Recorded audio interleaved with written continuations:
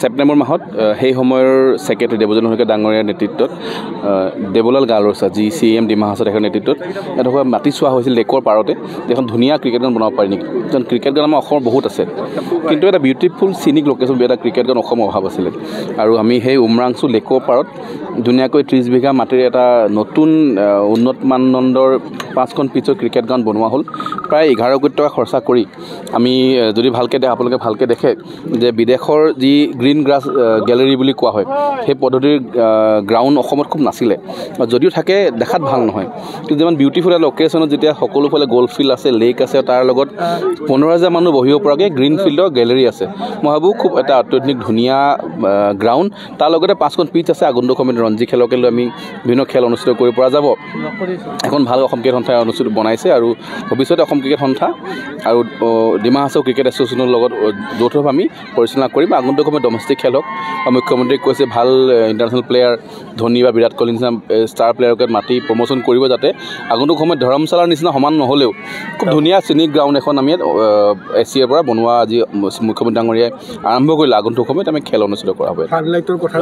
মুখ্যমন্ত্ৰী ডাঙৰীয়াই অনুৰোধ কৰিছে এছিয়া যাতে ফ্লাড লাইট লগাই আমি চাওঁ কেনেকৈ ফ্লাড লাইট লগাব পাৰি কিমান কেপাচিটি লগাব পাৰি যিহেতু ইয়াত গেলেৰী নাই তো আমি অলপ কম কেপাচিটিৰো হ'ব ফ্লাড লাইটলৈকে ধৰি অন্যান্য যি আৰু সা সুবিধা পাৰি ৰাতি খেলাৰ পৰা সকলো ব্যৱস্থা কৰিম ষ্টেডিয়ামসমূহ বিভিন্ন জিলাত বনাই আছে কিন্তু খেলুৱৈসকল কেনেকৈ আনিব পাৰি তাৰ বাবে চিন্তা কৰিছে খেলুৱৈ নাহে বহু সময় আমি দেখা পাইছোঁ যে অসম চৰকাৰ ডিমা হাছাও কথা পাতি কাৰণ টুৰিষ্ট লোকেশ্যন হয় হোটেল তাজৰ ইয়াত অহাৰ পৰিকল্পনা আমি শুনা পাইছোঁ যদি হোটেল তাজ আহে নিশ্চয় 60-70টা ৰুম 80টা ৰুম হ'ব তেতিয়া সকলো ধৰণৰ খেল অনুষ্ঠিত কৰিব পাৰি তেতিয়া ইণ্ডিয়া খেলো পাতিব পাৰি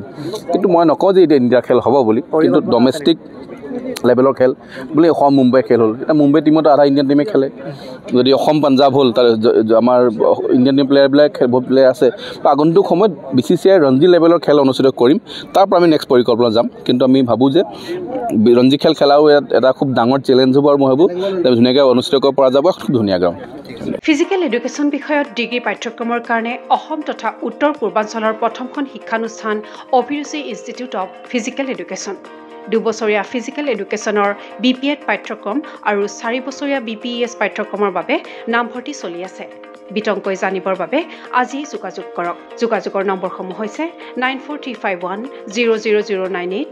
7002233540